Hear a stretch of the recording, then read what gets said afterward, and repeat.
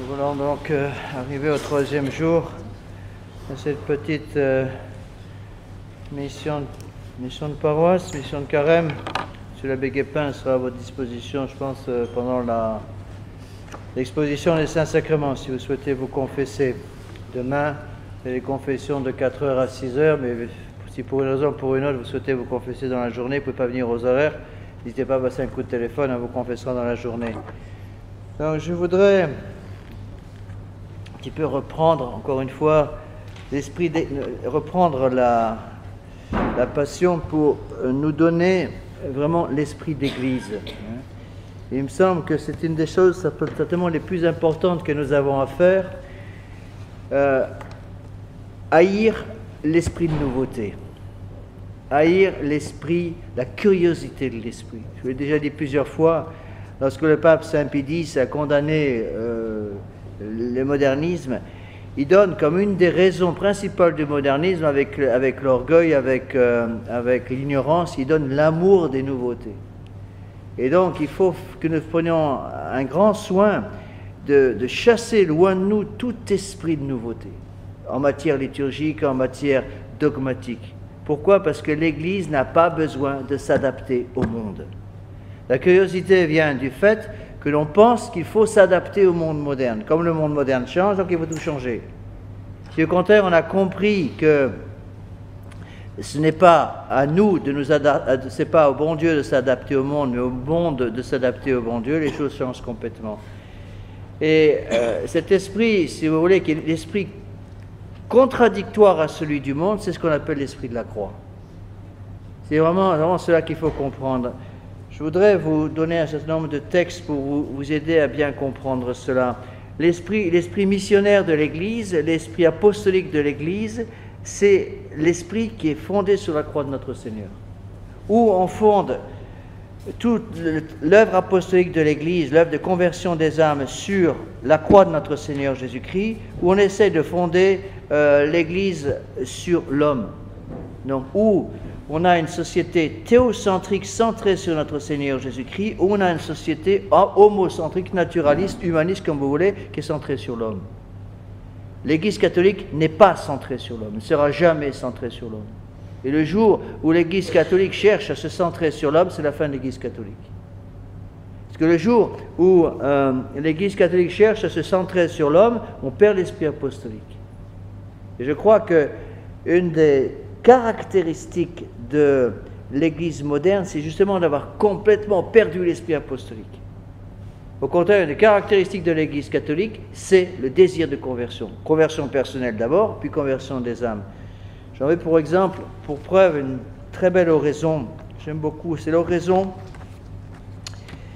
pour la messe de la propagation de la foi. Voilà ce que dit la Sainte Église. Seigneur Dieu, vous voulez que tous les hommes soient sauvés et parviennent à la connaissance de la vérité. Donc, la volonté divine, c'est donc que tous les hommes aillent au ciel. Dieu est mort pour ça sur la croix. Donc on dit que la volonté antécédente de notre Seigneur Jésus-Christ, c'est le salut de tous les hommes. Seigneur Dieu, vous voulez que tous les hommes soient sauvés et parviennent à la connaissance de la vérité. Donc la volonté de notre Seigneur Jésus-Christ, c'est le salut de tous les hommes. Envoyez, nous vous en prions, des ouvriers à votre moisson, et donnez-leur de prêcher votre parole en toute assurance, afin que l'Évangile se propage et montre sa splendeur, et que tous les peuples vous reconnaissent, vous, le seul vrai Dieu, et celui qui vous a envoyé, Jésus-Christ, votre Fils, notre Seigneur. Je crois que c'est une des plus belles oraisons du missel. L'oraison pour la propagation de la foi. Donc, elle explique bien les choses. Dieu veut le salut de tous les hommes. Mais pour obtenir le salut de tous les hommes, cela passe par une condition, l'esprit missionnaire de ses ministres. Et il ne parle pas exclusivement ici des ministres officiels de l'Église catholique, à savoir des prêtres. Il parle de toutes les âmes. Il le dit bien. Envoyez des ouvriers à votre moisson. Il ne faut pas croire que les seuls ouvriers à la moisson du bon Dieu sont les prêtres. Ce serait complètement faux. Toutes les âmes baptisées ont un devoir d'esprit missionnaire. Cherchez à convertir les autres pour amener les autres à la vérité que vous suivez vous-même. Et posez-vous une question toute simple. depuis que certains d'entre vous sont ici depuis, je ne sais pas moi, 20 ans, 30 ans peut-être, je ne sais pas, depuis que vous êtes ici à la chapelle, combien de personnes avez-vous amené à la chapelle? Combien de personnes avez-vous amené au confessionnal, une personne qui s'était peut-être éloignée de la confession pendant longtemps? C'est ça l'esprit d'Église. Et c'est cet esprit-là que le bon Dieu nous donne par la méditation de la passion. Sinon, on tombe dans une espèce de libéralisme, de tiédeur, d'humanisme. Si on fait de l'humanisme, on va chercher à sauver les âmes. Le plus important, c'est le salut des âmes. Je suis tombé cet après-midi sur un texte très beau, une lettre de Louis Veuillot, qui n'est pas un libéral, du 8 août 1843, un des grands pamphlétaires catholiques du 19e siècle que Pie IX, le pape Pie IX appelait mon petit père de l'Église. C'est un laïc. Et j'ai trouvé cette lettre sur un site, sur un autre texte, c'était englobé dans un texte, c'était incorporé dans un texte de l'abbé Belmont, et cette lettre magnifique de Louis Veuillot, donc un laïc. Il parle en 1843. Je ne vais pas vous la lire tout entière, c'est un peu long, mais il y a des choses splendides et qui reflètent bien ce que j'essaie de vous expliquer. J'aimerais mieux, c'est une lettre à un de ses amis, j'aimerais mieux vivre dans une de ces époques où l'on croit que l'Église va disparaître dans des flots de sang. J'aurais meilleure espérance alors de la voir se relever. Bienheureux ceux qui ont entendu la messe dans les catacombes, bienheureux ceux qui l'ont servi à quelques prêtres fugitifs de la Vendée, au milieu des blessés, des orphelins et des veuves. Ceux-là ont pu prédire des triomphes. Jadis, les parents chrétiens, plutôt que d'abjurer, dévouaient leurs enfants à la misère et les voyaient d'un œil ferme massacrés sous leurs yeux. Aujourd'hui, on s'expose plus volontiers à leur voir perdre la foi qu'à leur voir manquer un diplôme. On achète froidement un titre d'avocat ou de médecin au prix de 100 péchés mortels qu'ils pourront commettre avant de l'obtenir. 1843, c'est de réfléchir un peu à ce qu'il dirait aujourd'hui. On achète froidement un titre d'avocat ou de médecin au prix de 100 péchés mortels qu'ils pourront commettre avant de l'obtenir. On appelle cela, entre guillemets, songer à leur avenir. Ce mot dit tout.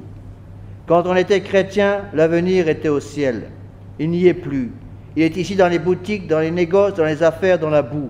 Et pour y arriver, on marche d'abord sur le crucifix. Il n'y a plus de chrétiens car il n'y a plus de foi. S'il y avait de la foi, on saurait qu'avec tant de lâcheté, on expose son âme et on verrait ce que nous ne voyons plus, des hommes.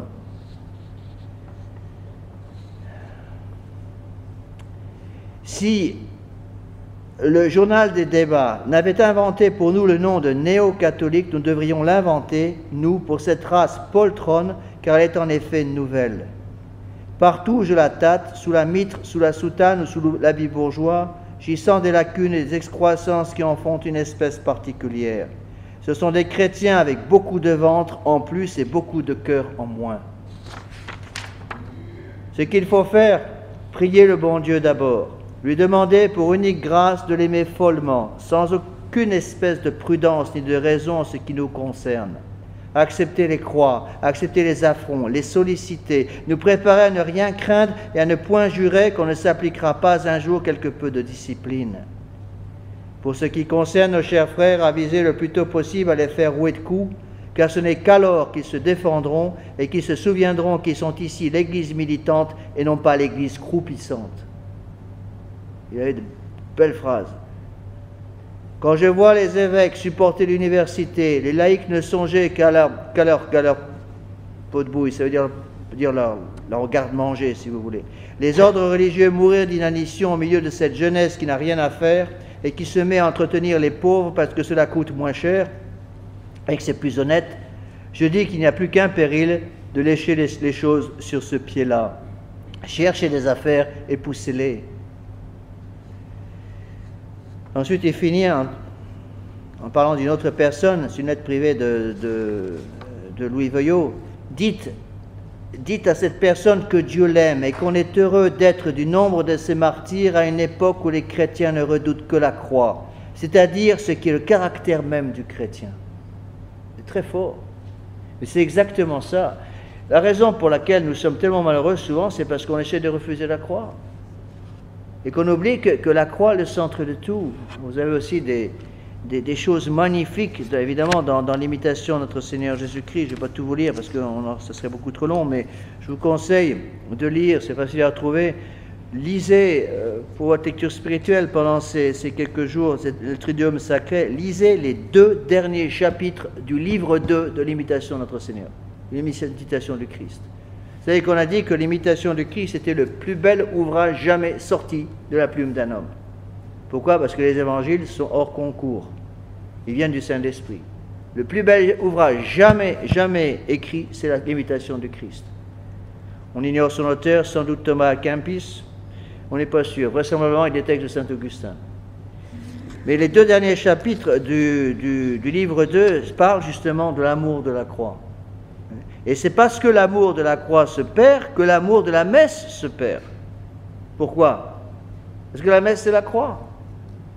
Et c'est parce que l'amour du sacrifice se perd que l'amour de la messe se perd aussi. Et puisque l'amour de la messe se perd, on perd complètement l'esprit missionnaire. L'esprit missionnaire, l'esprit apostolique vient justement de la Sainte Messe. Voilà ce qu'écrivait Thomas à Kempis il y a 9 siècles. Voilà ce qu'il disait dans son temps. Jésus a maintenant beaucoup de gens qui aiment son royaume céleste, mais peu qui se chargent de sa croix. Plusieurs recherchent ses consolations, mais peu se plaisent à ses souffrances. Il en trouve assez pour manger à sa table, mais peu qui veulent imiter son abstinence. Tous veulent se réjouir avec lui, mais peu veulent souffrir quelque chose pour l'amour de lui.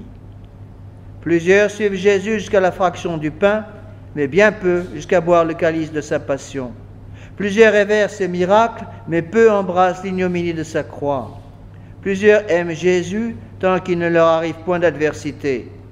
Plusieurs aiment Jésus et le bénissent tant qu'ils reçoivent des consolations de lui.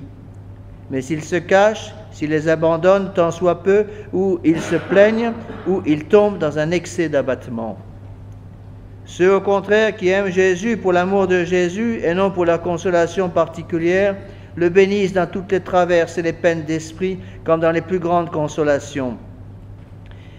Et quand même il lui plairait de ne leur accorder aucune consolation, il ne laisserait pas néanmoins de le louer et de leur remercier continuellement. Je ne sais plus quel grand révolutionnaire qui a dit que le livre qui a fait le plus de mal à la Révolution, au niveau des esprits, c'est l'imitation du Christ. Et beaucoup des prêtres de l'Église de Vatican II disent que l'imitation du Christ doit être absolument interdite de lecture par tous les gens modernes, parce que l'esprit de l'imitation du Christ est incompatible avec l'esprit moderne. Hein? Je vais vous citer d'autres passages. C'est le chapitre 11, à partir du chapitre 12. On dit que c'est le plus beau chapitre de l'imitation, c'est sans doute vrai. Il redit un petit peu la même chose sous d'autres termes. Cette parole paraît dure à bien des gens. Renoncez à vous-même, prenez votre croix et suivez Jésus. Mais il sera bien plus dur d'entendre au dernier jour cette parole. Retirez-vous de moi, maudit, et allez au feu éternel. Car ceux qui maintenant écoutent et suivent de bon cœur la parole de la croix ne craindront point alors d'entendre cet arrêt de la damnation éternelle. Ce signe de la croix apparaîtra dans le ciel lorsque le Seigneur viendra juger le monde. Alors tous les serviteurs de la croix, qui durant leur vie se seront rendus conformes au crucifié, s'approcheront de Jésus-Christ leur juge avec une entière confiance. Pourquoi donc craignez-vous de porter la croix qui nous ouvre le chemin du ciel? Le salut est dans la croix, la vie est dans la croix. Dans la croix se trouve l'asile contre les ennemis, l'infusion des douceurs du ciel, la force de l'âme, la joie de l'esprit, la perfection des vertus et le comble de la sainteté. Il n'y a point de salut pour l'âme ni d'espérance de la vie éternelle si ce n'est dans la croix de Jésus-Christ. Je vais vous lire simplement la conclusion, je n'ai pas le temps de tout vous lire, mais lisez-le par vous-même. La conclusion du livre 2 est splendide. Voilà comment il conclut, le livre 2e. S'il y avait un moyen meilleur et plus avantageux pour le salut des hommes que celui de souffrir, Jésus-Christ nous l'aurait sans doute appris par ses paroles et par son exemple. car il exhorte ouvertement ses disciples et tous ceux qui veulent le suivre à porter sa croix. Si quelqu'un, dit-il, veut venir après moi, qu'il renonce à soi-même, qu'il porte sa croix et qu'il me suive. Après donc avoir lu et examiné toutes choses, tirons-en cette conclusion que c'est par beaucoup de peine et d'affliction qu'il nous faut entrer dans le royaume des cieux. Ce n'est pas tout à fait l'esprit de Vatican II. C'est la raison pour laquelle les hommes de la nouvelle Église ne peuvent plus supporter la l'imitation du Christ. Mais attention, on a aussi parfois des fidèles qui ont du mal à comprendre cela. On veut se lancer par exemple dans un tas d'apostolats humanistes ou volontaristes ou activistes, puis on oublie l'essentiel. L'essentiel c'est quoi? L'essentiel c'est l'amour de la croix. Donc l'amour de ce qui nous amène à la croix, et ce qui nous amène à la croix c'est la Sainte Messe. Donc de même que la croix, si vous voulez, le centre de la vie du chrétien, la Sainte Messe devient le chemin qui nous mène à ce centre. Souvent, les gens nous demandent, mais monsieur l'abbé, quelle est la différence essentielle qui existe entre l'Église catholique et l'Église de Vatican II? Je pense que la réponse est toute simple. L'Église de Vatican II, c'est l'Église catholique moins la croix. Et pourquoi, puisqu'on a voulu éliminer la croix, on élimine la messe, c'est tout. C'est tout simple. Alors, il faut, je crois, que nous fassions très très attention à garder encore une fois cet esprit d'Église, cet esprit de la croix de notre Seigneur. C'est la raison pour laquelle le monde moderne fait tout, absolument tout, pour éliminer la croix. Au contraire, aimons-la, cette croix. Et peut-être si nous constatons que nous avons un peu trop dans le passé cherché à éliminer la croix, et il faut se reprendre un petit peu, à savoir peut-être commencer par une bonne confession générale, peut-être pour certaines personnes, je ne sais pas, une bonne confession en tout cas, parce que la confession nous aide à comprendre ce qu'est la croix pour nous, l'amour de la croix. L'amour de la croix est nécessaire au salut. Il ne s'agit pas simplement d'avoir une espèce de respect pour la croix purement extérieur, purement externe. Il faut avoir un respect pour la croix qui passe dans notre vie de tous les jours. La croix, c'est quoi? La croix, c'est la mortification de la volonté propre, c'est ça. Et ce n'est pas facile, encore une fois, ce sont des choses qui sont difficiles à comprendre. Je voudrais vous donner quelques exemples à partir des textes de la liturgie, des textes de l'Écriture sainte pour vous aider à comprendre cela. Il me semble qu'un des plus beaux exemples justement qui nous aide à comprendre ces choses, c'est la partie de l'Écriture sainte qui nous parle du bon larron. Je rappelle le texte au Vendredi Saint. Il n'y avait pas, dit la Sainte Écriture, il n'y avait pas jusqu'aux voleurs crucifiés avec lui qui ne le couvrissent de leur sarcasme, qui ne couvrissent notre Seigneur de leur sarcasme. Mais bientôt, tandis que l'un d'eux continuait de blasphémer en disant « Si tu es le Christ, sauve-toi et nous avec toi », l'autre le reprit hautement en ces termes. « N'as-tu donc aucune crainte de Dieu, toi qui subis le même tourment? Pour nous, c'est justice. Nous recevons la peine méritée par nos crimes. Mais celui-là n'a fait aucun mal. » Puis s'adressant à Jésus, « Seigneur, lui dit-il, souvenez-vous de moi quand vous serez arrivé dans votre royaume. » Et Jésus lui répondit, « En vérité, je te le déclare, aujourd'hui même, tu seras avec moi dans le paradis. » C'est le plus beau passage de l'Écriture sainte. Et il faut bien comprendre que ces deux criminels qui sont autour de notre Seigneur Jésus-Christ, l'un à droite, l'un à sa gauche, nous représentent nous-mêmes. La croix, si vous voulez, la croix du calvaire est le symbole ou du salut ou de la damnation. C'est tout simplement la mise en pratique de la prophétie qui avait été faite à Notre-Dame juste après la présentation au temple, ou pendant la présentation au temple. Vous connaissez le passage, lorsque la très sainte Vierge Marie avec Saint Joseph est venue présenter l'enfant nouveau-né au temple, son fils nouveau-né au temple, vrai Dieu et vrai homme.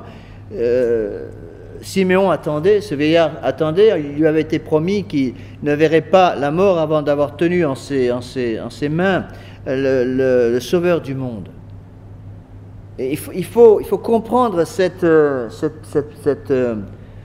partie d'Écriture sainte, ce passage de l'Écriture sainte qui éclaire toute nos vies de catholiques. Donc vous avez la très Sainte Vierge Marie qui arrive, je dirais, avec tout son idéal extraordinaire, toute sa candeur dans le bon sens.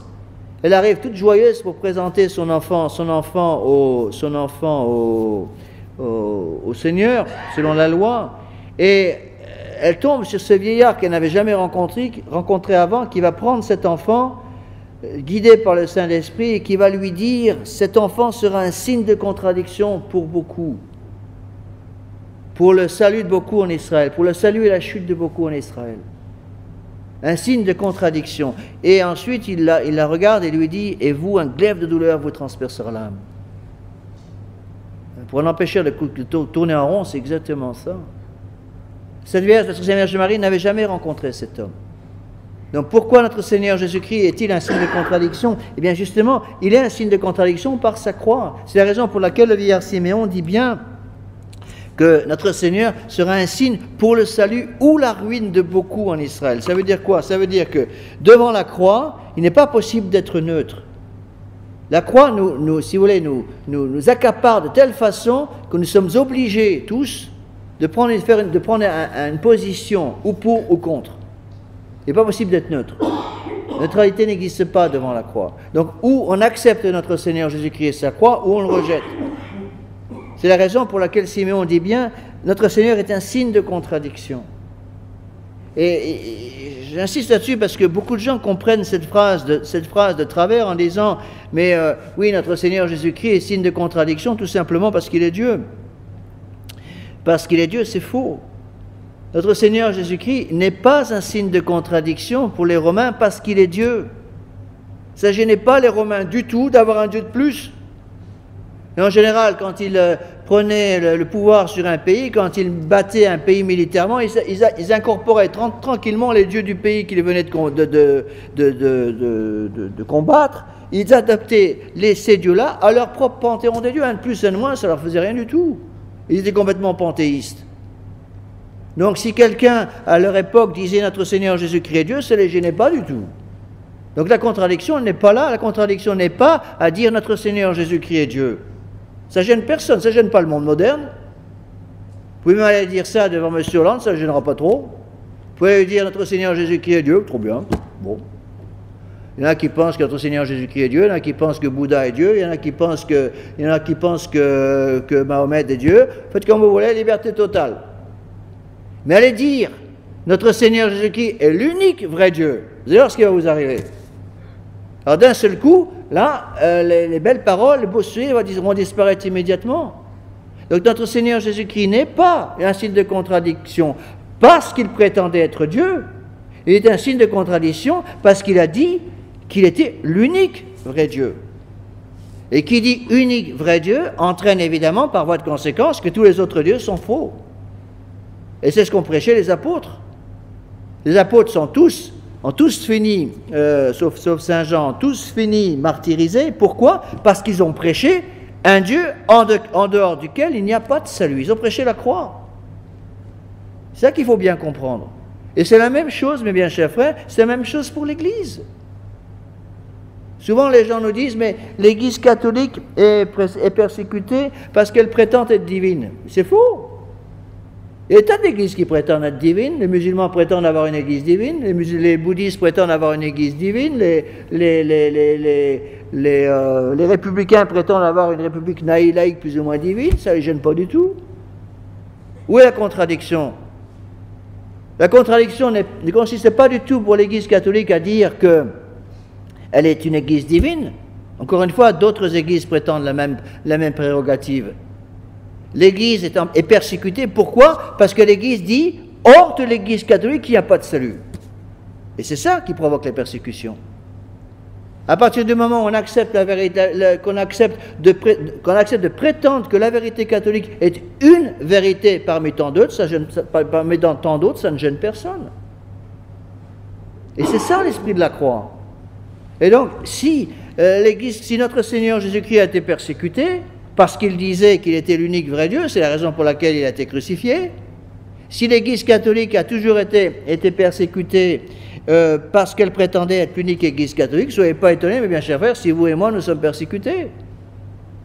Et je dirais, le signe le plus palpable par lequel nous pouvons voir que nous appartenons à la vraie Église, c'est quoi? C'est lequel? C'est justement la persécution. Malheur à celui qui n'est pas persécuté. Malheur à l'Église le jour où l'Église sera acceptée, tolérée partout. Et c'est ça le libéralisme. Le libéralisme des années 1830, qui a après passé complètement par Vatican II, c'est tout simplement une Église libre dans l'État libre. L'Église catholique, oui, très bien, c'est la vraie Église, mais laissons aussi la place pour les autres Églises. Mais ce n'est pas ce qu'a dit notre Seigneur. Notre Seigneur Jésus-Christ n'a jamais prêché cette espèce de libéralisme moderne, cette espèce de pluralisme d'aujourd'hui. Il n'a jamais dit « Soyez un bon musulman et vous irez au ciel, soyez un bon bouddhiste et vous irez au ciel ». Qu'est-ce qu'a dit prêcher notre Seigneur Jésus-Christ? Celui qui croira sera sauvé, celui qui ne croira pas sera condamné. Voilà ce qu'il a dit. Il a dit expressément, celui qui croira et sera baptisé sera sauvé. Celui qui ne croira pas sera condamné. C'est ça la croix. Et donc ne soyez pas du tout étonnés, mes bien chers frères, si il y a une persécution constante devant nous. C'est pour ça que ceux qui rêvent, parce que c'est un rêve, une espèce de folie, d'être catholique et en même temps d'être reconnus officiellement dans le monde moderne sans être persécutés par ce monde moderne, sont des fous. Ce qu'ils enlèvent justement, ce qui fait la colonne vertébrale même de l'Église. À partir du moment où on est catholique, on est persécuté, c'est évident.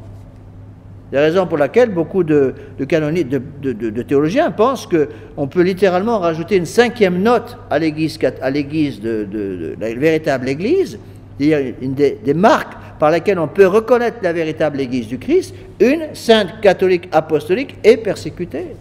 C'est ça la croix. Et donc faisons, mes bien chers frères, très attention à ne pas tomber dans ce panneau qui consiste à essayer de vouloir un peu pour nos enfants une petite vie bien tranquille sans problème. Reprenez ce texte magnifique de Louis Veuillot que je viens de vous citer. Hein? Cette phrase-là est très vraie. Les parents s'exposent volontiers aujourd'hui, il parle des parents catholiques, les parents catholiques s'exposent volontiers aujourd'hui à voir leurs enfants perdre la foi qu'à leur voir manquer un diplôme. On achète froidement un titre d'avocat et de médecin au prix de 100 péchés mortels qu'ils pourront commettre avant de l'obtenir. N'est-ce pas, mes bien chers frères, ce qui nous pend tous au nez, ce qui nous tente tous. Et j'ai remarqué, je pense que l'abbé Guépin ne me contredira pas du tout, j'ai remarqué que tous ceux qui sont rentrés au séminaire avec cette idée qu'un jour ils seraient reconnus officiellement, qu'on pourrait être tranquillement curé de paroisse, dans une gentille petite paroisse, avec des gens à notre service toute la journée et que tout irait bien dans le meilleur des mondes, ils sont tous partis. Ils sont tous partis cela, parce qu'ils vivaient dans un rêve.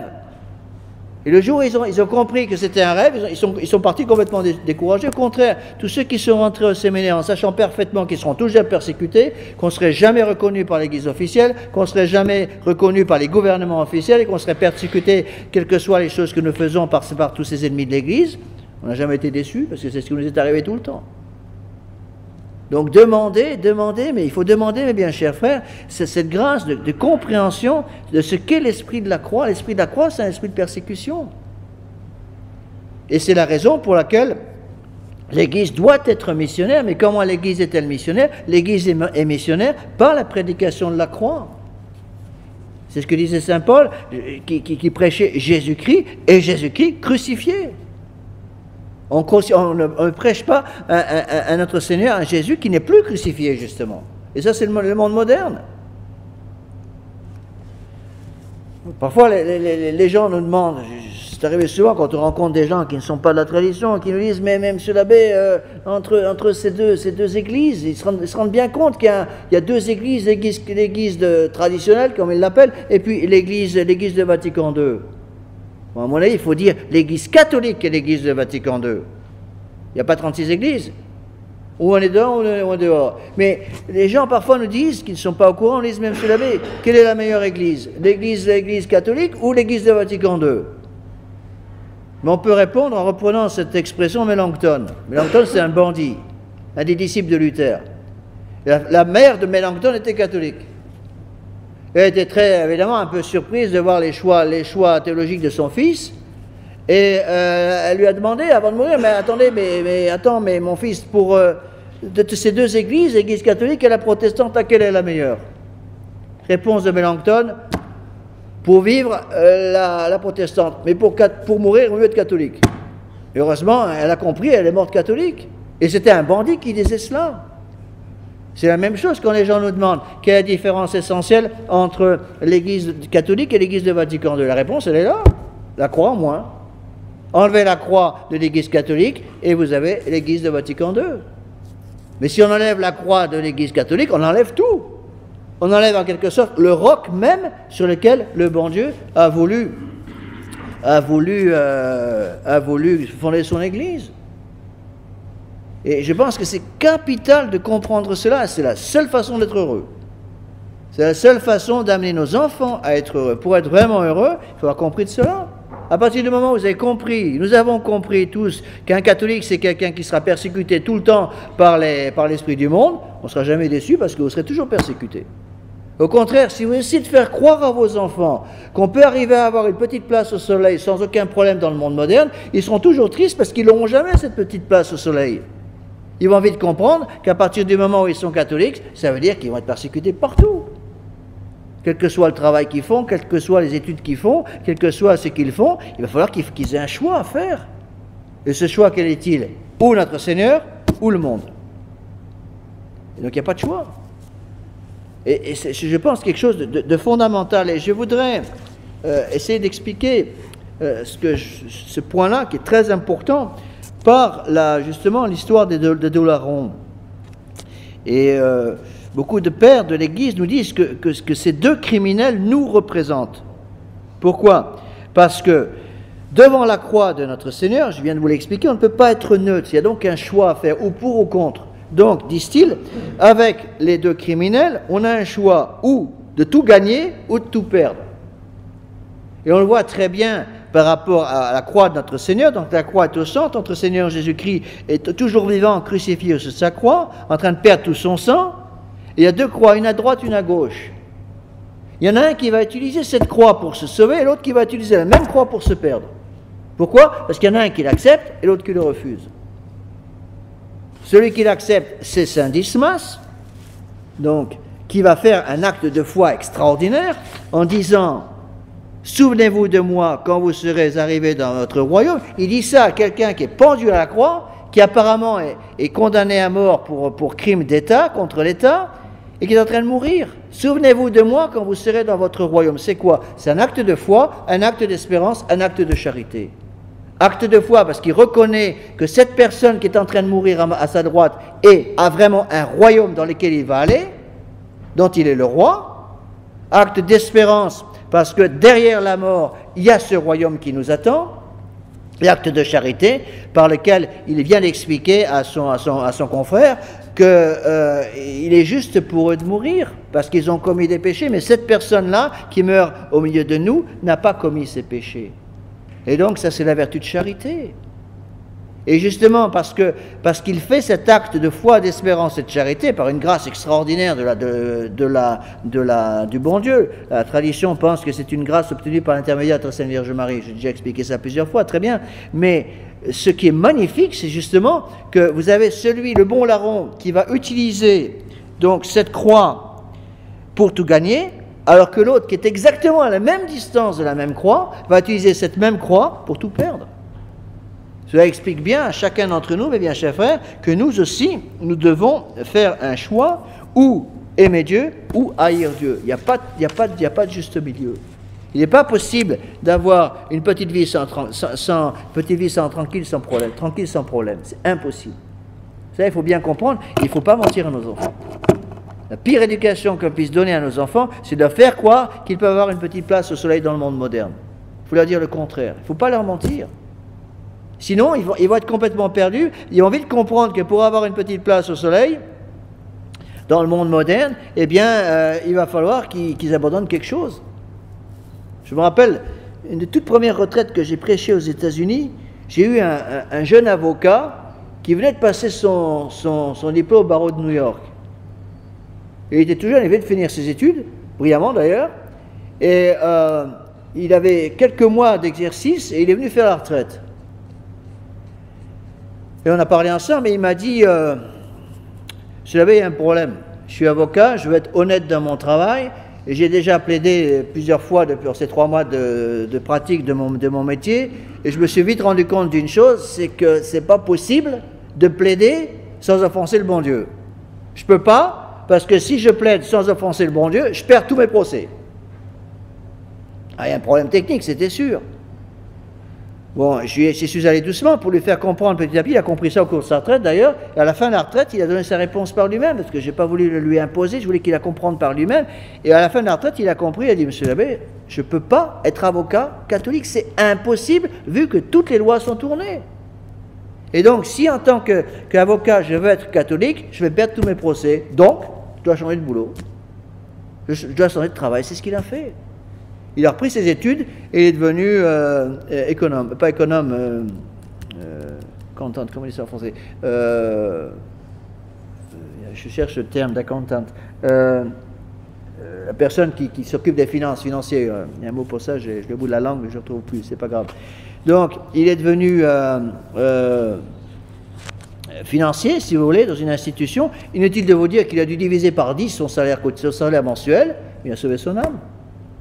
Bon, certes, le bon Dieu ne demande pas les sacrifices de ce genre à tout le monde, mais il faut comprendre que c'est là, cette obligation que nous avons devant notre Seigneur Jésus-Christ. La croix se présente devant nous, comme elle s'est présentée à ces 2 criminels, qui sont tous les 2 condamnés pour des raisons justes, à cause des iniquités qu'ils ont commises.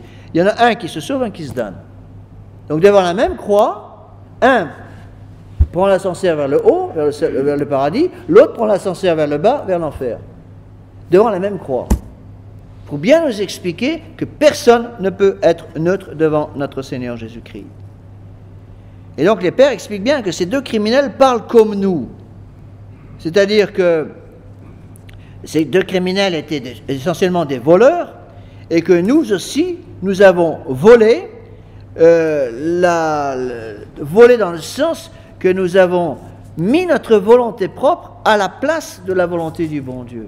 Donc on a volé quelque chose qui ne nous appartient pas pour mettre notre volonté à la place de la volonté de notre Seigneur Jésus-Christ. Et la raison précise pour laquelle Saint Dismas a pu sauver son âme, c'est qu'il parle, les textes sacrés disent, n'as-tu donc, il parle à son ami, n'as-tu donc aucune crainte de Dieu, toi qui subis le même tourment, pour nous c'est justice. Cet homme avait la crainte de Dieu. Et c'est ça qui a sauvé Saint Dismas. Alors attention, j'ai souvent expliqué, la crainte de Dieu, il ne faut pas la comprendre de travers. La crainte de Dieu ne signifie pas, bien sûr, d'avoir peur de Dieu. Absolument pas. La crainte de Dieu, c'est quoi? La crainte de Dieu, la Sainte Écriture nous dit, la crainte de Dieu est le début de la sagesse. La crainte de Dieu, c'est l'amour de Dieu. On ne peut pas avoir l'amour de Dieu sans crainte de Dieu, c'est impossible.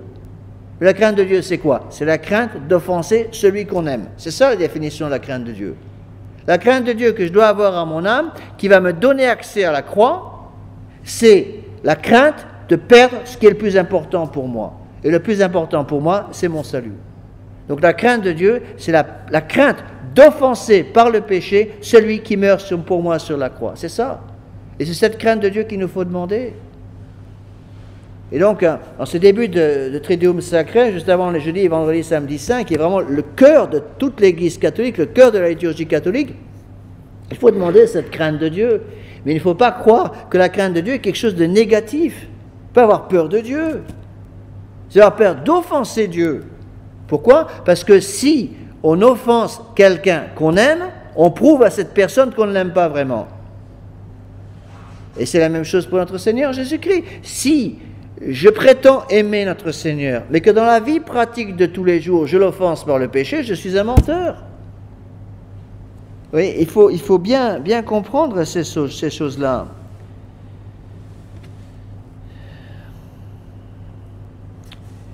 Donc, nous ne cherchons pas, si vous voulez, à prêcher une crainte servile. La crainte que nous cherchons à obtenir, et à obtenir par la méditation de la croix, méditation du jeudi saint, du vendredi saint, du samedi saint, la fête de Pâques, cette crainte que nous recherchons, c'est la crainte filiale.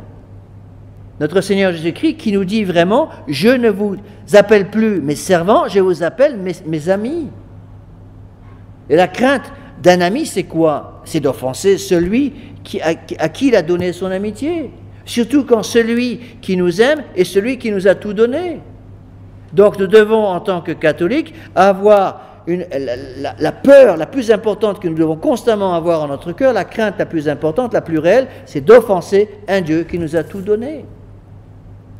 Et donc c'est la raison pour laquelle Dieu souffre bien plus d'un péché commis par un de ses amis que d'un péché commis par un de ses ennemis. Je dirais, Dieu se moque un peu des péchés commis par ses ennemis, parce que, je dirais, ils ont toujours été ses ennemis, il le sait, il ne peut pas faire grand-chose malheureusement. Par contre, quand notre Seigneur Jésus-Christ est blessé par un ami, par quelqu'un qui a la marque du sacrement de baptême, en lui, le caractère du sacrement de baptême, notre Seigneur Jésus-Christ doit souffrir plus que tout. Alors posons-nous cette question, est-ce que je n'ai pas dans le passé, justement, offensé notre Seigneur Jésus-Christ, alors que j'étais supposé être un ami de Dieu? Il est très important au cours de cette semaine sainte, cette fin de carême, c'est ce début de Triduum sacré, de refaire ce qu'il faut pour redevenir l'ami de Dieu. Et qu'est-ce qui détruit cette amitié? C'est le péché. Imaginez un enfant qui prétend aimer sa mère et qui soit toujours en train de l'offenser. Imaginez un enfant qui prétend aimer sa mère, mais qui tous les jours vole un euro dans le portefeuille de sa maman. La maman le sait, et le petit tous les matins dit à sa maman, je t'aime de tout mon cœur. Et la maman va être obligée de lui dire, mon enfant, vous me mentez.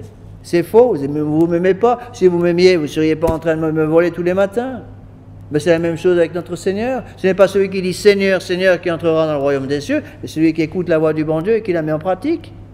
Donc la charité, c'est quoi? L'amour de Dieu, c'est quoi? C'est l'obéissance au commandement. Donc celui qui n'obéit pas au commandement, celui qui n'évite pas le péché, n'a pas d'amour de Dieu.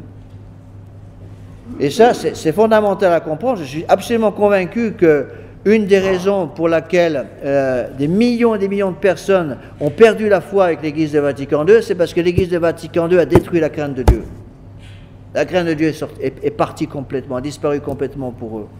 Justement parce qu'ils considèrent que la crainte de Dieu, c'est avoir peur du bon Dieu, donc il faut l'amour. Mais l'amour sans crainte n'existe pas. L'amour sans crainte de blesser celui qu'on aime, est un amour faux. Si vous aimez quelqu'un, vous devez tout faire pour éviter de lui faire de la peine. Et si vous prétendez aimer quelqu'un et qu'en même temps, tranquillement, vous lui désobéissez à longueur de journée, c'est faux. Votre amour n'existe pas, n'est pas réel. La charité, c'est ça. Donc, en quoi consiste la vertu de charité? En l'obéissance. L'obéissance à quoi? L'obéissance à la loi du bon Dieu. Quelle est la loi du bon Dieu? Les 10 commandements. Donc celui qui aime, c'est celui qui remplit la loi du bon Dieu. Alors, quand on explique ça aux gens modernes, ils poussent des cris en disant « mais vous êtes beaucoup trop pragmatique ». Mais c'est justement la véritable pratique, vie pratique. La pratique de la foi catholique, c'est quoi? La foi catholique, c'est une praxis. C'est pas simplement quelque chose auquel on croit de façon intellectuelle. C'est beaucoup plus que ça. C'est de vivre dans notre vie de tous les jours, justement, ce que nous croyons. Donc il n'y a pas d'amour de Dieu sans d'abord avoir la crainte de Dieu. D'où la phrase très connue, la crainte de Dieu est le début de la sagesse. La sagesse, c'est quoi? C'est la charité. La sagesse consiste justement à éviter d'offenser le bon Dieu. Et donc, si je constate que dans ma vie de tous les jours, j'offense le bon Dieu par un certain nombre de péchés que je commis, par un certain nombre de défauts que je peux avoir, par mon défaut particulier, eh bien, je n'aime pas vraiment le bon Dieu. Il y a quelque chose à changer là-dedans. Et il ne faut pas non plus faire cette distinction qui est, à mon avis, dangereuse pour les catholiques, au moins les catholiques pratiquants qui aiment le bon Dieu, de toujours vouloir faire une distinction entre le péché mortel et le péché véniel. Comme si quelqu'un qui aime le bon Dieu pouvait pécher véniellement, tranquillement contre le bon Dieu, parce que ce n'est que véniel. C'est grave cela. Quand on aime le bon Dieu, on évite d'offenser le bon Dieu par le péché, qu'il soit véniel ou mortel. Imaginez un époux qui prétend aimer son épouse et qui se dit « Bon, j'aime mon épouse, donc je vais éviter les grandes offenses à mon épouse, mais les petites offenses, c'est pas grave. » Qu'est-ce qu'il prouve? Il prouve qu'il n'aime pas vraiment son épouse. Donc un époux qui aime son épouse doit faire attention d'éviter les petites choses qui énervent son épouse par amour pour elle. C'est la même chose pour nous. Souvent, on le voit, surtout avec des gens un petit peu superficiels, un peu libéraux, on le voit très bien qu'ils veulent faire constamment cette distinction entre péché grave et péché véniel. Bien sûr, dans certains cas, il faut faire cette distinction, c'est évident. Par exemple, si on est à de péché mortel, on ne peut pas les communier. Si au contraire, on est à de péché véniel, on peut communier. Mais il faut faire attention à ne pas transformer les choses. L'esprit d'Église ne consiste pas à faire une distinction constante en se disant « c'est véniel, donc je peux le faire ». Et c'est la mentalité de beaucoup de catholiques. Le catholique, c'est quelqu'un, pour eux, qui évite le péché mortel, mais qui commet tranquillement des péchés véniels en longueur de journée. Ça ne va pas, ça. Je me rappelle, souvent on a, moins ici, Dieu merci, parce que Dieu merci, dans les milieux, c'est des vacantistes, il y a quand même plus de force, plus de conviction. Mais je me rappelle, quand j'étais dans la fraternité Saint-Pédis, c'était impossible avec certains fidèles. Et beaucoup de fidèles nous demandaient, par exemple, « Monsieur l'abbé, j'ai l'intention de faire telle chose pendant mes vacances. Je voudrais savoir si c'est un péché mortel ou un péché véniel. » La question est stupide. À partir du moment où on pose la question au prêtre, « Monsieur l'abbé, je veux faire quelque chose, est-ce que c'est péché véniel ou péché mortel ?» Mais attendez, vous venez de me dire que c'est un péché. Donc on ne peut pas faire, voilà la réponse. « Ah oui, monsieur l'abbé, mais je veux savoir si c'est mortel ou véniel. » Je répondais jamais à la question, pourquoi ? Si j'ai malheur de dire, bah, c'est un péché véniel, ah non, donc je peux le faire. Ça veut dire quoi? Cette personne n'aime pas le bon Dieu. Et donc faisons attention, je dirais même, dans l'éducation que nous donnons à nos enfants, je pense que c'est grave de pousser trop cette distinction entre péché mortel et péché véniel qui va, si vous voulez, c'est mal expliqué aux enfants, qui vont dire aux enfants, pratiquement, vous pouvez faire tout ce que vous voulez, du moment que c'est pas mortel. Et ça, beaucoup de fidèles sont comme ça. Quand j'étais dans la fraternité, j'ai beaucoup souffert de ça avec certains de mes fidèles. Ils plaçaient une ligne juste en dessous du péché mortel, juste au ras du péché mortel. Et puis, il vivait en essayant d'aller le plus haut possible jusqu'au moment où on frise le péché mortel. Et juste avant le péché mortel, il s'arrêtait.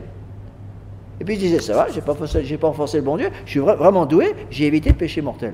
Enfin, qu'est-ce que c'est que ça? Comment voulez-vous qu'avec des mentalités pareilles, on conserve la foi? Bien, pas étonnant que toutes ces personnes qui avaient ce genre de mentalité et qui ont élevé leurs enfants comme ça, pas étonnant que tous les enfants ont perdu la foi. Quelle est la réponse à donner? La réponse à donner, c'est la réponse de l'Église. La crainte de Dieu consiste à aimer Dieu, et pour aimer Dieu, pour prouver à notre Seigneur Jésus-Christ qu'on l'aime vraiment, évitons le péché, quel qu'il soit. Péché mortel ou péché véniel, ça ne se fait pas, tout simplement.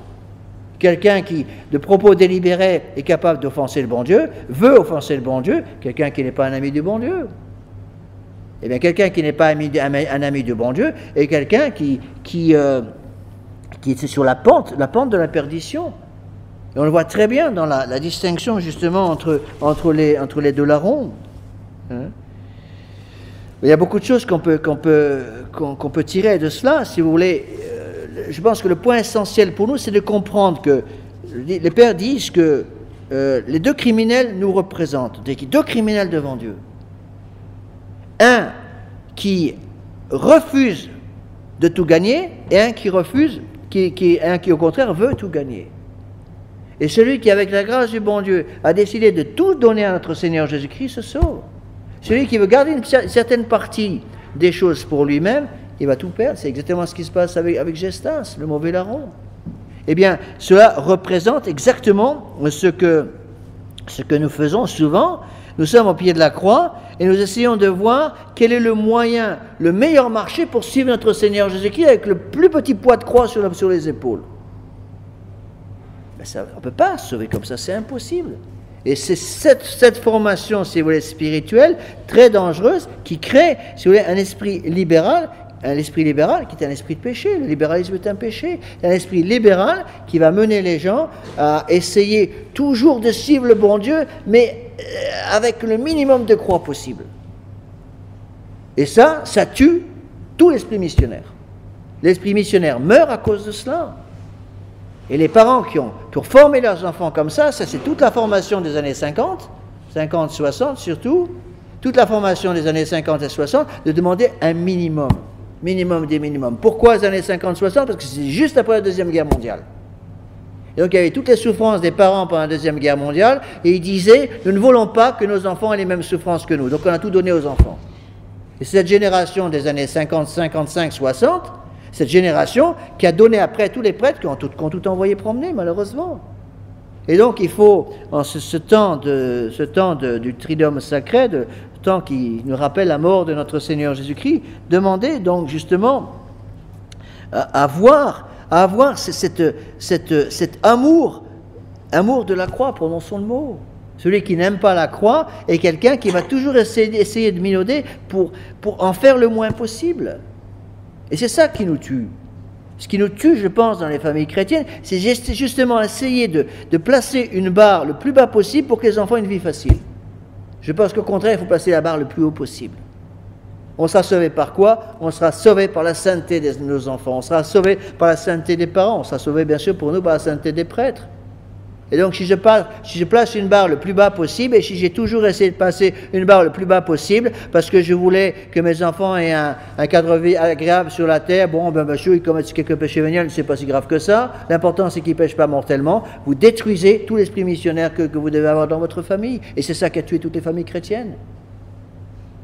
Regardez les familles de Vatican II. Ces familles de Vatican II ont été pendant un temps, certainement, pour certaines d'entre elles au moins, des bonnes familles chrétiennes. Pourquoi ont-ils tout envoyé promener? Ils ont tout envoyé promener parce qu'ils ont refusé de faire le bon choix devant la croix. Et c'est exactement ce qui nous guette, mes bien chers frères. Et n'oublions pas que souvent, pas toujours, mais souvent on voit par exemple plus de générosité chez nos convertis que chez des gens qui ne sont pas convertis, mais qui ont toujours vécu une espèce de petite vie mollassonne, sans gros problème, sans difficulté. Et ceux qui, au contraire, ont compris que la croix est la clé qui ouvre la porte du ciel, ceux-là seuls peuvent trouver la paix et la joie. C'est pour cela que ce qui m'a toujours le plus frappé dans l'église de Vatican II, c'est la tristesse absolument invraisemblable des gens qui la fréquentent. Je vois ici, ça me frappe à chaque fois. Et un jour je le ferai, je me suis dit que je le ferai. Nous avons des religieuses modernistes juste à côté, un petit couvent, là, les filles de la sagesse moderne, et elles se promènent toujours par deux, et elles passent régulièrement devant le presbytère.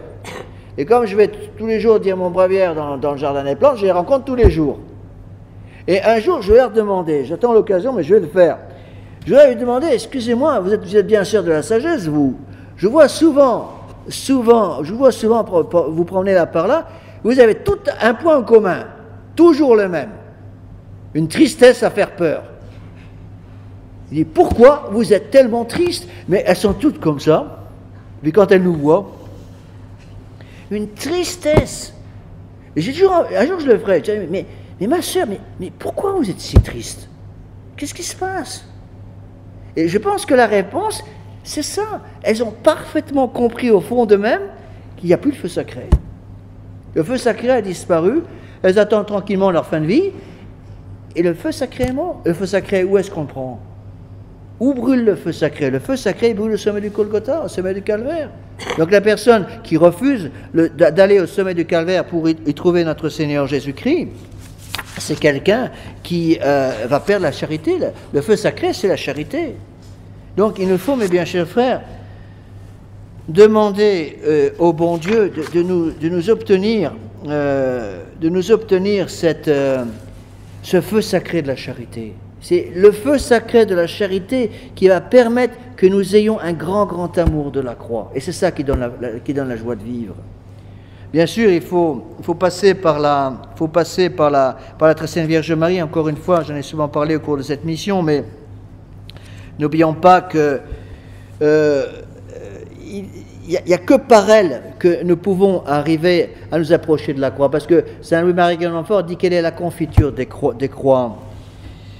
Il y a une citation extraordinaire de Rupert, un moine du Moyen-Âge. Il disait, c'est splendide, c'est l'ordre de Dieu que tout soit soumis, c'est l'ordre de Dieu que tout lui soit soumis, même la très sainte Vierge Marie.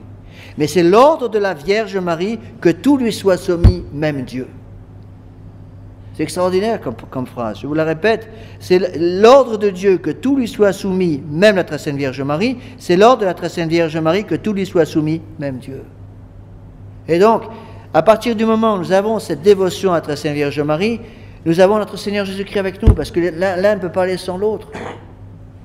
Celui qui a la mère a le Fils. Et donc, si nous gardons avec nous cette dévotion très tendre envers la très sainte Vierge Marie, nous aurons la croix, mais nous aurons la facilité de porter cette croix. Si au contraire, nous refusons la très sainte Vierge Marie, eh bien, on va vite tout perdre. Une autre citation, je n'ai pu la retrouver. Donc, faisons attention à garder cette dévotion. Saint Louis-Marie Guénon Montfort disait « Celui qui n'a pas Marie pour sa mère ne peut prétendre avoir Dieu pour son Père ». Et vous voyez, la très sainte Vierge Marie a pour rôle essentiel, je vous l'ai déjà expliqué plusieurs fois, a pour rôle essentiel d'amener les âmes catholiques au pied de la croix. Et je pense que le rôle précis de la très sainte Vierge Marie, c'est d'amener les âmes mariales à aimer la croix. Son rôle, c'est ça. Le rôle de la très sainte Vierge Marie, c'est de nous faire aimer la croix. Et comme la croix, je vous l'ai déjà dit au début de cette petite mission, comme la croix est quelque chose de, je dirais, humainement parlant, de répugnant, qui nous révulse, alors le bon Dieu a voulu choisir justement le cœur immaculé de Marie, parce que c'est ce qu'il y a de plus doux sur la terre. Donc, passons par la très sainte Vierge Marie, mais attention, ne séparons pas la très sainte Vierge Marie de la croix, puisqu'elle nous est donnée pour cela. Donc quelqu'un qui prétend avoir une dévotion à la très sainte Vierge Marie, mais sans avoir la dévotion à la croix, qui utilise la dévotion à la très sainte Vierge Marie en éliminant la croix complètement, il n'a rien compris. Vous voyez souvent ce problème avec toutes les... Par exemple, souvent, j'ai remarqué que les gens assez modernes d'esprit, qui avaient un esprit libéral, avaient par exemple une très forte dévotion, une très grande dévotion envers Sainte Thérèse de l'Enfant Jésus. Je n'ai rien contre Sainte Thérèse de l'Enfant Jésus, bien entendu. Elle est sainte de l'Église, donc tout ce qui est d'Église est nôtre. Mais j'ai remarqué qu'ils avaient une fausse idée de la croix à cause d'une fausse dévotion, dévotion à Sainte Thérèse de l'Enfant Jésus. Il présentait Sainte Thérèse de l'Enfant Jésus, c'était la petite voix d'enfance. Donc on est tout petit, on est tout mignon, on se met au pied de la Sainte Vierge, très Sainte Vierge Marie, et Sainte Thérèse va nous aider à faire tout ce qu'on veut, à garder tous les plaisirs du monde, et on va aimer le bon Dieu, on va au ciel comme ça. Mais non. Et toutes les personnes qui ont été formées avec cette espèce de faux mysticisme que j'ai envoyé au Carmel, et j'en ai envoyé pas mal. Je ne sais pas combien de jeunes filles américaines au Carmel, il n'y a pas une qui a tenu le coup. Pourquoi? Parce qu'elles avaient une fausse idée de la croix. J'ai dû finir par leur interdire de lire l'autobiographie de Sainte Thérèse de l'Enfant Jésus. Je vous ai interdit de la lire parce que je n'êtes pas capable de la comprendre. Alors, lisez Sainte Thérèse de l'Enfant Jésus, et puis elles voyaient, ah, c'est magnifique, c'est tout rose, c'est tout facile, il n'y a plus de croix. Mais ils ont lu avec Sainte Thérèse de l'Enfant Jésus. S'il y en a une qui a eu la croix, c'est bien elle. Elle a souffert énormément d'avoir ses propres sœurs à côté d'elle, elle ne pouvait même pas leur parler. Elle a été persécutée d'une certaine façon par la mère supérieure, avec des croix tout le temps. Certainement, Sainte Thérèse, certainement une des saintes qui a le plus souffert. C'est pour cela qu'elle est peut-être une des plus grandes saintes des temps modernes, et le pape Pie XI. Mais le bon Dieu, pour sanctifier Sainte Thérèse de l'Enfant Jésus très vite, parce qu'elle est morte très jeune, pour sanctifier Sainte Thérèse de l'Enfant Jésus, qu'est-ce qu'elle a fait? Qu'est-ce qu'il a fait, pardon? Il lui a donné la croix. Et elle a passé toute sa vie dans le Carmel, les quelques années qu'elle a passées dans le Carmel, avec une désolation totale. Elle se demandait même si elle avait la foi. Elle était dans la désolation totale, le noir complet. Elle disait, je suis comme dans un tunnel, je vois une petite lumière au fond, je sais qu'il y a une sortie, mais je ne crois plus en rien. Et à chaque fois, elle disait, Seigneur, je veux continuer avec votre grâce. C'est ça la foi. Et c'est ça ce que le bon Dieu nous demande. Donc, mes bien chers frères, faisons attention à ne pas transformer l'amour de la croix. L'amour de la croix et l'amour de la Sainte Vierge Marie, c'est une seule et même chose. C'est la raison pour laquelle la très Sainte Vierge Marie est appelée la médiatrice de toutes les grâces. Mais la médiatrice de toutes les grâces, elle est médiatrice de toutes les grâces parce qu'elle est passée par la croix. Hein. Et c'est précisément parce qu'elle a accepté d'être au pied de la croix qu'elle a obtenu la grâce d'être maintenant la reine du ciel. Donc faites attention, mes bien chers frères, je ne voudrais pas finir sur une note négative, mais faites attention, faisons attention de ne pas mentir à nos enfants. Ne présentons pas à nos enfants une petite église, je dirais, facile, sans problème, parce que c'est une église qui a évacué la croix. Au contraire, expliquons à nos enfants qu'une église qui a évacué la croix n'est plus l'église catholique. Et donc tous ceux qui essayent de dire, par exemple, je vais finir par cela, tous ceux qui essayent de dire que l'église de Vatican II et l'église catholique c'est une seule et même chose, mais c'est ridicule. Puisque justement le crime de l'église de Vatican II c'est d'avoir évacué la croix. C'est la raison pour laquelle, encore une fois, ils ont évacué la Sainte Messe. Donc, puisque nous avons la Sainte Messe nous donne l'amour de la croix. Et l'amour de la croix nous mène au pied du calvaire, en demandant toutes ces grâces par l'intermédiaire de la Sainte Vierge Marie. Donc, nous allons maintenant exposer le Très Saint Sacrement en méditant le mystère douloureux du rosaire devant le bon Dieu.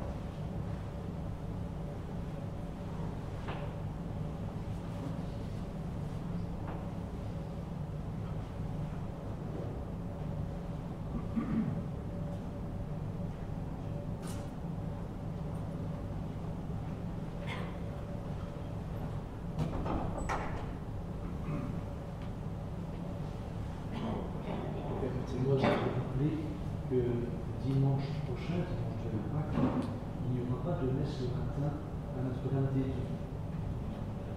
Messe de la Vigile Pascale, donc à minuit, et la messe du jour à 10h ici. Il n'y aura pas de messe à Notre-Dame des Eaux. Ceux qui souhaitent suivre la disposition pour les confessions.